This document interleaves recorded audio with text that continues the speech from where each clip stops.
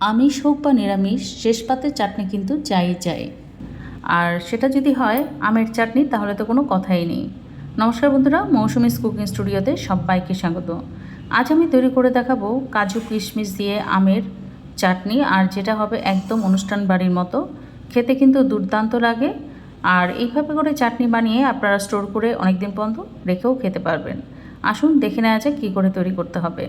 এখানে আমি দুটো মিডিয়াম সাইজের আমকে এরকম ছোট ছোট টুকরো করে কেটে নিয়েছি। আর নিয়েছি খেজুরের বীজটাকে ফেলে দিয়ে এরকম ছোট টুকরো করে নিয়েছি। কিছু খেজুর আমি গোটাও রেখেছি। নিয়েছি কাজু আর কিশমিশ। এবার রান্না করার জন্য কড়াইতে আমি দিয়ে দিলাম 1/2 কাপ পরিমাণ জল, আর দিয়ে দেব 1 কাপ পরিমাণে চিনি। মিষ্টিটা আপনারা চাইলে কম বেশি করে নিতে পারেন, আমের টকের উপর নির্ভর করে আপনারা মিষ্টিটা দিয়ে নেবেন। এবার নেড়ে চেড়ে চিনিটাকে জলের মধ্যে গলিয়ে নিতে হবে। যখন চিনিটা বেশ গলে যাবে জলের মধ্যে, সেই সময়তে আমি এখানে দিয়ে দেব কাজু কিশমিশ আর খেজুর। এবার এতে আমি দিয়ে দেব কেটে রাখা আমগুলো। এবার নেড়ে চেড়ে চিনির রসের মধ্যে ভালো করে মিশিয়ে দিতে হবে। এই সময়তে আমি এখানে পরিমাণ মতো নুনও দিয়ে দেব, আর দিয়ে দেব অল্প একটু কাশ্মীরি লাল লঙ্কার গুঁড়ো। এতে ঝাল হবে না, কিন্তু সুন্দর একটা কালার আসবে। এবার সব শুদ্ধ ভালো করে নেড়ে চেড়ে মিশিয়ে দিতে হবে। ঢাকা দিয়ে এটাকে আরও মিনিট 5 ফুটিয়ে নিতে হবে, মানে চিনির রসের মধ্যে আমটাকে ভালো করে সেদ্ধ করে নিতে হবে। আমার চ্যানেলে অনেক রকম আচার আর চাটনির রেসিপি রয়েছে, যেগুলো আপনাদের খুবই পছন্দ হয়েছে। চাইলে আপনারা সেগুলোও দেখে নিতে পারেন। আর ভালো লাগলে অবশ্যই করে চ্যানেলটিকে সাবস্ক্রাইব করে আমার পাশে থাকবেন। নতুন বন্ধুদের কাছে অনুরোধ রইল, অবশ্যই করে চ্যানেলটিকে সাবস্ক্রাইব করে দেবেন। আর পুরনো বন্ধুদেরকে অসংখ্য ধন্যবাদ আমার সঙ্গে থাকার জন্য।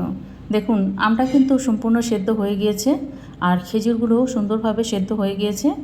আমি আরও খানিকক্ষণ সময় ফুটিয়ে নেব, আর চিনির রসটাকে আরও একটু ঘন করে নেব, মানে একটু আঠালো চটচটো হয়ে আসা অবধি এটাকে করে নিতে হবে।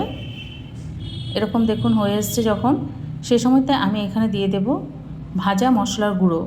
এখানে আমি নিয়েছি 5 ফোড়ন আর মৌরিকে ভেজে নিয়ে গুঁড়ো করে নিয়েছি। সেখান থেকে আমি 1/2 চামচ পরিমাণ দিয়ে দিলাম। খুব বেশি দিলে কিন্তু ভালো লাগবে না, যেহেতু চাটনি এটা কিন্তু আচার নয়, তাই অল্প পরিমাণেই দিয়ে নিতে হবে।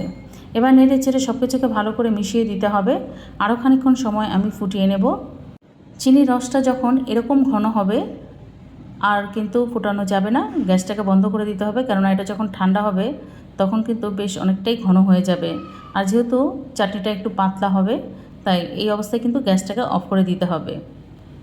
আমি গ্যাসটাকে অফ করে দিলাম। খানিকটা ঠান্ডা হলে পরে আমি এখানে দিয়ে দেব লেবুর রস। আমি এখানে 1 টুকরো লেবুর রস দিয়ে দেব।